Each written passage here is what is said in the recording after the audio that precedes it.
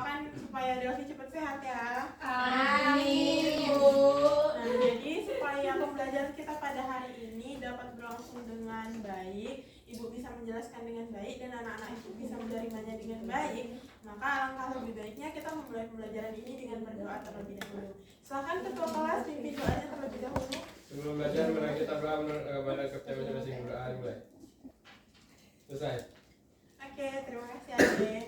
Nah, jadi sebelum memulai pembelajaran, silakan anak-anak Ibu keluarkan alat tulisnya dan segala sesuatu yang berkaitan dengan pembelajaran kita. Nah, untuk tugas lain, silakan disimpan terlebih dahulu. Kita sudah bahas peluang kejadian menjemuk apa aja? Saling lepas. Terus? Tidak saling lepas. Oke, jadi hari ini dia kan peluang kejadian menjemuk itu ada berapa jenis? 4. Sudah kita bahas minggu lalu 2 dan minggu ini kita akan bahas 2 lagi. Ya, Bu. Nah, jadi tujuan pembelajaran kita pada hari ini adalah peserta didik dapat menjelaskan definisi peluang kejadian menjemuk, yaitu kejadian saling bebas dan kejadian tidak saling bebas. Lalu yang kedua, peserta didik dapat menentukan peluang dari kejadian menjemuk, kejadian saling bebas dan kejadian tidak saling bebas. Nah, jadi silakan nanti anak-anak Ibu belajar dengan maksimal agar tujuan pembelajaran ini dapat kita capai. Adapun alur pembelajaran kita, yang pertama nanti ada motivasi supaya anak-anak Ibu semangat untuk belajar matematika. Yang kedua ada persepsi tentang mengulas kembali materi-materi yang berkaitan dengan pembelajaran kita pada hari ini. Lalu yang ketiga nanti ada penyampaian materi. Selanjutnya akan dilakukan diskusi kelompok supaya anak-anak Ibu itu lebih paham akan konsep dan menemukan konsep dari peluang itu apa sih, seperti itu. Nah, nanti anak-anak Ibu akan presentasikan hasil diskusinya itu. Dan terakhir, nanti kita ada sesi kuis. Nah, adapun aspek yang Ibu nilai, yang pertama sikap, karena Ibu yakin dan percaya bahwasanya dalam pembelajaran itu kita nggak cuma berfokus sama nilai dan hasil, tapi juga proses. Nah, untuk mendapatkan hasil tersebut, kita kan mengalami proses. Untuk menjalani proses tentunya ada sikap seperti itu. Jadi, selain mengutamakan pengetahuan dan keterampilan, kita juga harus memperhatikan sikap kita. Terus yang selanjutnya di sini ada motivasi. Pada dasarnya kehidupan yang kita jalani merupakan penerapan konsep dari matematika. Kira-kira mengapa seperti itu? Saya, Bu. Ayo aja, Bu.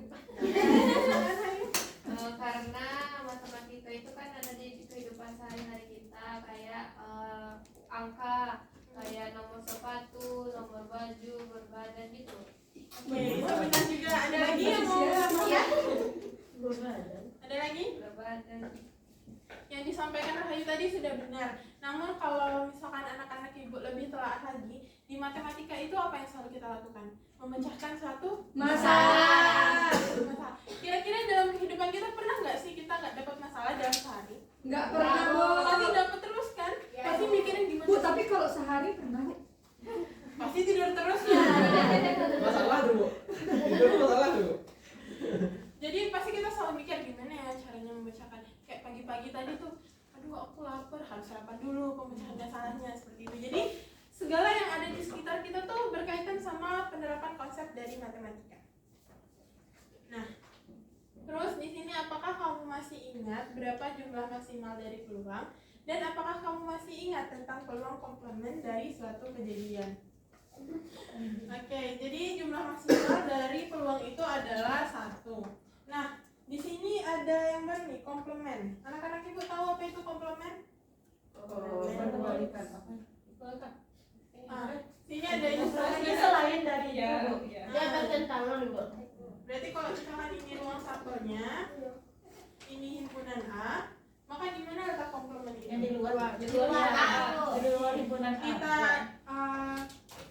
AC. tulis dengan A komplement. Bacanya A komplement, tulisannya A pangkat C.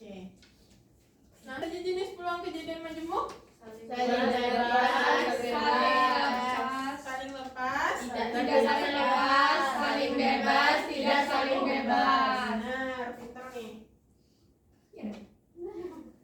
Selanjutnya kita akan bahas yang pertama peluang kejadian majemuk. Yang ini yang tadi ya, ada saling lepas, tidak saling lepas. Nah, pada hari ini kita akan bahas tentang kejadian saling bebas dan tidak saling bebas. Nah, boleh satu orang bantu Ibu buat bacain definisi peluang kejadian tak saling bebas? Ini, Bu. Saya, Bu.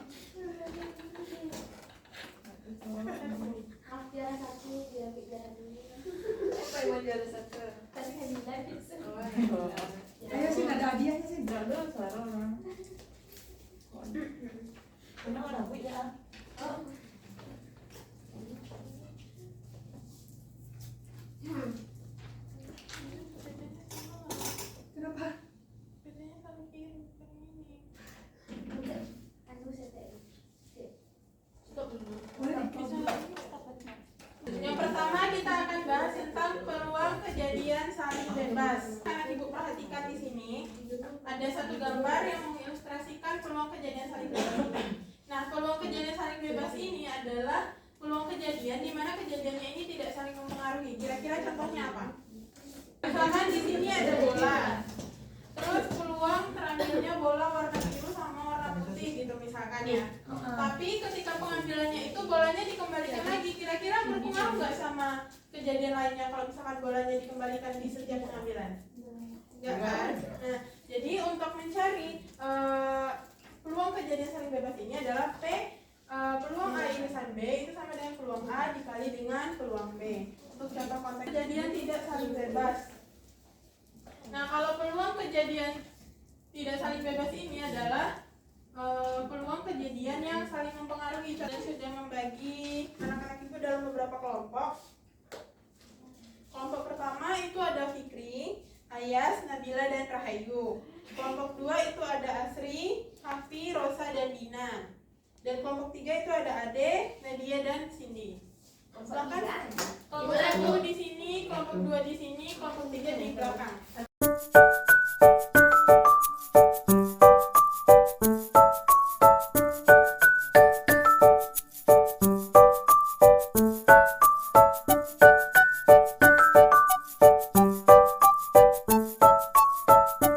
Kami dari kelompok akan menjelaskan jawaban kami yang akan dijelaskan oleh Cindy dan Nadia. Kepada Cindy, silakan. Nah, tadi kan diketahui dalam kotak tuh anggotanya itu ada 2 bola merah dan 3 bola hijau. Jadi NS-nya ada 5. Lalu tadi kan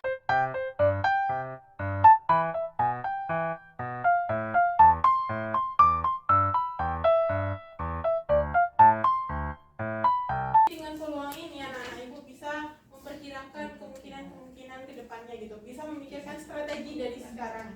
Contohnya kayak ketika kita belajar, peluang kita lulus itu sekian persen. Ketika kita tidak belajar, peluang kita lulus sekian persen gitu. Jadi anak-anak ibu bisa menggunakan konsep peluang ini dalam kehidupan sehari-hari untuk menentukan peluang pekerjaan, peluang kelulusan. Intinya peluang ini kayaknya sangat sering kan kita temukan dalam kehidupan sehari-hari ya. Berarti setelah ini sudah paham konsepnya, sudah bisa diterapkan? bisa, Bu. Bisa diterapkan ya dalam kehidupan sehari-hari. Oke, udah siap semuanya? Belum, Bu. Ya, Bu. Bu. Boleh sih. Iya. Ntar kita tunggu Ayas ya, dia masih ngambil pena. Ya. Oke, udah semuanya? Sudah. Oke, kita hitung bareng-bareng 3, Belum, Bu. 2, 1. Gas, Bu. Oke, silakan. Sama. Rahasia.